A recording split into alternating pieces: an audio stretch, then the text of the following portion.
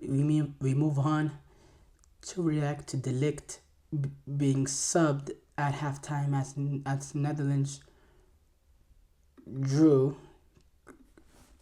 My bad for the incorrect grammar there. I put draw with Germany. Netherlands drew with Germany 2-2.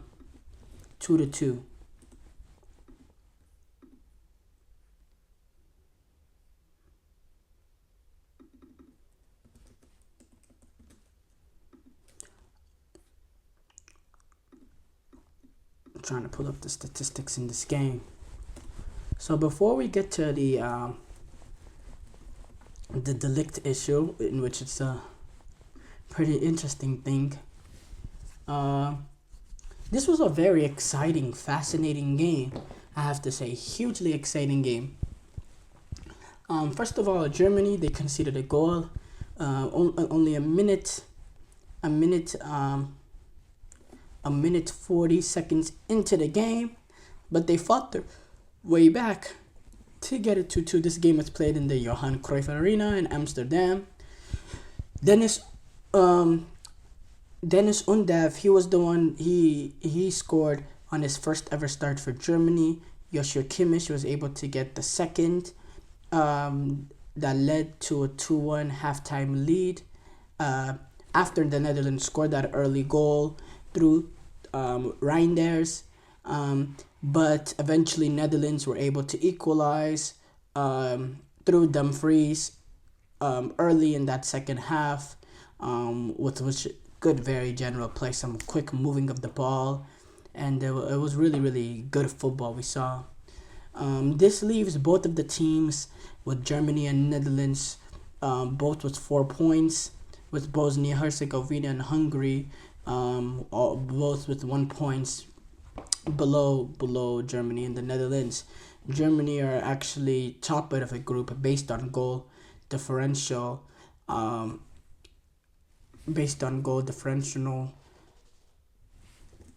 Germany had that big win over Hungary, being able to defeat them 5-0. Overall dominant performance them there, so they have it. Netherlands actually also had a big win against Bosnia in their opener, 5-2, but it wasn't enough to. Well, I say it wasn't enough, but honestly, we're only 2 games in, so it's not like the standings are final. But Germany got a bigger win, and I have to say, Netherlands, they had the opportunities to make it 2-3-0, so they got off to that amazing start where Ryan Gravenberch, who's playing the football of his career recently. Seems like Arne Slot has not revitalized him, but sort of revived him, playing a sort of new role at Liverpool, playing a little bit more deeper in midfield, playing really, really good, playing like a player that's played that position his entire life, and he played an extremely perfect ball that led Reinders away to get that opening goal, being able to tuck it in past Ter Stegen, who, by the way, side note, is finally getting his chance to be the goalkeeper number 1 for Germany, being 32 years old, with Manuel Neuer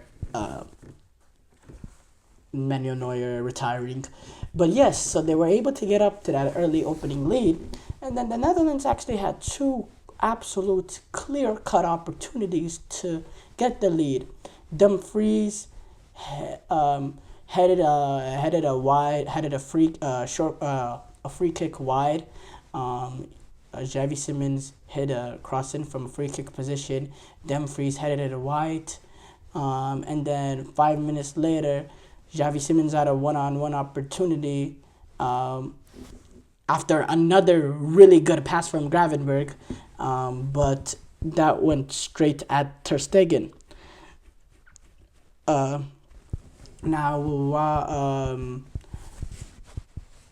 Netherlands continued to play some really, really good football to create a lot of opportunities, but Germany was able to control general possession, and they also moved the ball around quickly. Again, I thought both teams played excellent football.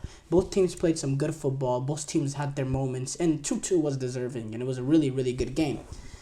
And Germany had the Dutch on their back foot after the early start. Jamal Musiala took advantage of a mistake from Matthijs de Ligt, which we'll get to later. It was a bad pass from de Ligt.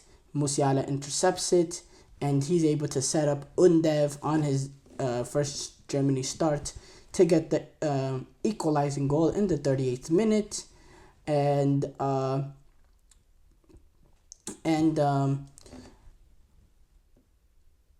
that was an equalizer. Nathan Ake had a hamstring injury, and he had to get carried off with a stretcher on the verge of halftime. Then at halftime, De Ligt was hooked by Ronald Koeman after that mistake. We'll get to that later. Robert Andrijk played a really good ball to David Raum, who was able to find Kimmich, who had an easy tap in on the back post. And that made it 2-1 on the verge of halftime. Then De Ligt was yanked at halftime. That goal came before De Ligt was yanked at halftime.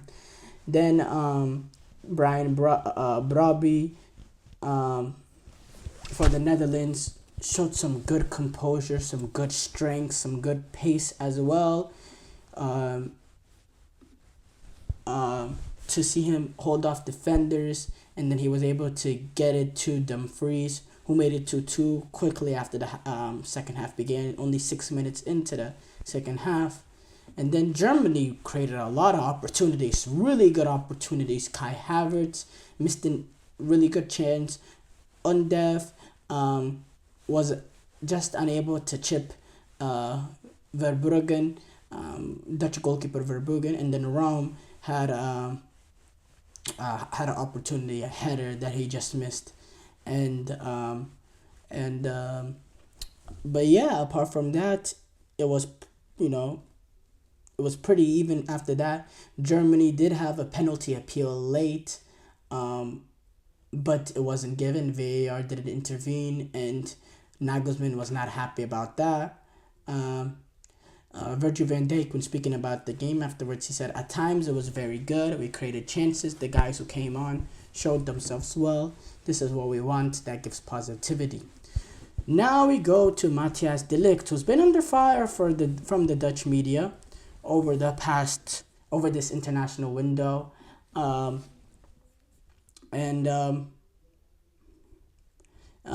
Because this is not the only mistake actually he made. He made a mistake as well in the Bosnia game, and which led to a Dzeko goal. And yes, Dzeko is still playing at the top level for Bosnia, age 38. He's currently, if you've not been tracking him, he's at Fenerbahce. But yes, De Ligt, he's been under huge criticism. The pressure on him is mounting. And yeah, he got subbed off at halftime. And, when Ronald Koeman was speaking about this decision, there was, we'll pull up the quote exactly, but it was very straightforward and, very blunt. Which is sort of what the more and more I'm understanding, this is sort of the Dutch culture. When Koeman was speaking about the media, he said, "Of course, I would rather have kept Matthijs de Ligt on the pitch. It just looks like he's now in a period where all of his mistakes are being punished. I gave him a new chance today, but eventually protected him by taking him off." Van Dijk, when he was speaking about him, he said, "This is football. You have to learn from this. It was one moment at the highest level. You will get punished for it." Obviously, De Ligt will return to Manchester United, which is a big part of what United are trying to do this season, especially with with the depth issues that they have at the center half positions, specifically with Lenny Yoro getting injured. But this is not the greatest way to go back to Manchester United in the form that has, he has been, especially these past 2 games. Look, a lot of people were jumping on what Ronald Koeman said, but I didn't think it was extreme as negative as what some people are trying to make it out to be. I think when he says it just looks like in this period where all his mistakes are being punished, he's sort of saying he's unlucky. From what I hear, how I interpret it, he's saying he's kind of going through an unlucky period because there are times where some mistakes happen, but you just don't end up getting punished with the goal. He's basically saying anytime he does make a mistake, he's just getting unlucky because it's always leading to a goal, and he's saying he's protecting him by taking him off, which I don't know if that's really protecting him. That's almost makes it worse into some people's eyes.